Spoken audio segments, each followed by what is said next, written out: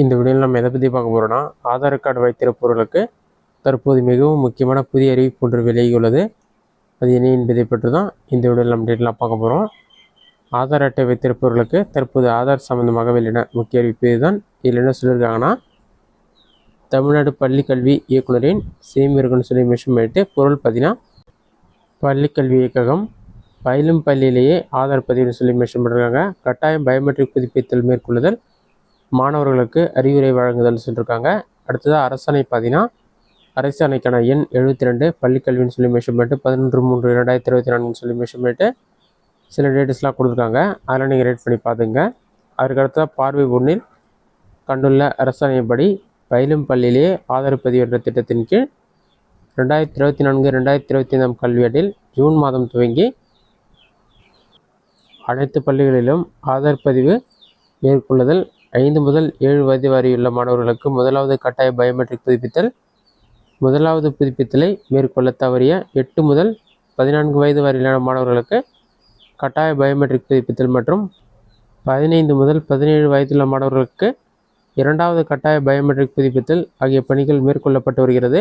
இந்நிலையில் அரசு உதவி பெறும் மற்றும் தனியார் பள்ளிகளில் தற்போது பயின்று வரும் மாணவர்கள் கட்டாய பயோமெட்ரிக் புதுப்பித்தல் மேற்கொள்ளாமல் இருப்பின் அந்த பள்ளி தலைமை ஆசிரியர்கள் மற்றும் வகுப்பாசிரியர்கள் மூலம் கோடை விடுமுறை நாட்களில் மாணவர்கள் தங்களது இருப்பிடத்திற்கு அருகில் அமைந்துள்ள இ-சேவை மையங்கள், அஞ்சலகங்கள் மற்றும் வட்டார வளாக மையங்களில் செயல்பட உள்ள சிறப்பு முகாம்கள் ஆகியவற்றில் தங்களது புதுப்பித்தலை மேற்கொள்ள பெற்றோர்கள் தகவல் தெரிவிக்கும்படி பள்ளி தலைமை ஆசிரியர்களுக்கு உரிய ஆணை வழங்கிட அனைத்து மாவட்ட முதன்மை கல்வி அலுவலர்களுக்கும் அறிவுறுத்தப்படுகிறது. இவ்வாறான முனைப்பு நடவடிக்கையின் மூலம் பள்ளிக்கல்வி திறப்பின் போது அனைத்து மாணவர்களும் கட்டாய பயோமெட்ரிக் புதுப்பித்தல் மேற்கொண்டு தகுதியுள்ள ஆதார் எண்களை வைத்திருப்பதை உறுதி செய்ய முடியும். இதன் வாயிலாக மாணவர்களுக்கு உதவித்தொகை மற்றும் ஊக்கத்தொகையினை தடையின்றி வங்கி கணக்குகளை துவங்கிட இயலும். பள்ளி இறுதி வேலை நாட்களுக்கு முன்பாக வகுப்பாசிரியர்கள் மூலம் மாணவர்களுக்கு தெரியப்படுத்துவது அவசியமாகும்.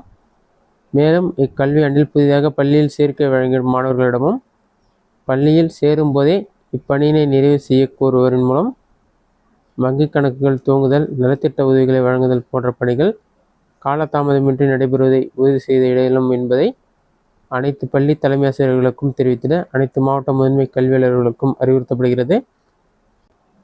மேலும் தலைமை ஆசிரியர்கள் வட்டார வளமைய மேற்பார்வையாளர் அவர்களுடன் ஒருங்கிணைந்து வட்டார வளமையத்தில் முகாம் நடைபெறும் விவரங்களை பெற்றோர்கள் மற்றும் மாணவர்களுக்கு தெரியப்படுத்தும் வகையில் உத்தேச கால அட்டவணை முன்னதாக தெரியப்படுத்தும் வகையில் உரிய உத்தேச கால அட்டவணை முதன்மை கல்வி அலுவலகங்கள் ஆணையாக வழங்கிடவும் அனைத்து மாவட்ட கல்வி அலுவலர், தனியார் பள்ளி, இடைநிலைப்பள்ளி, தொடக்கப்பள்ளி ஆகியோர்களுக்கு உரிய தகவலினை தெரிவித்திடவும் நடவடிக்கை மேற்கொள்ள தெரிவிக்கப்படுகிறது.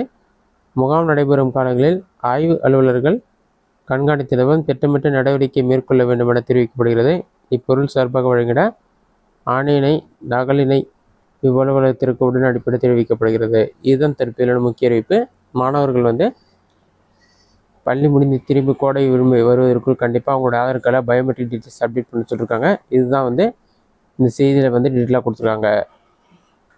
அப்போ தான் அரசு அளிக்கும் உதவிகள், ஊக்கத்தொகைகள் இது எல்லாம் எளிதில் பெற முடியும் என்றும் கூறப்பட்டுள்ளது. இந்த வீடியோ உங்களுக்கு யூஸ்ஃபுல்லாக நினைக்கிறேன். இந்த வீடியோ பிடிச்சிருந்தா லைக் பண்ணுங்கள். ரெசிட் அவுட் கமெண்ட் பாக்ஸில் கமெண்ட் பண்ணுங்கள்.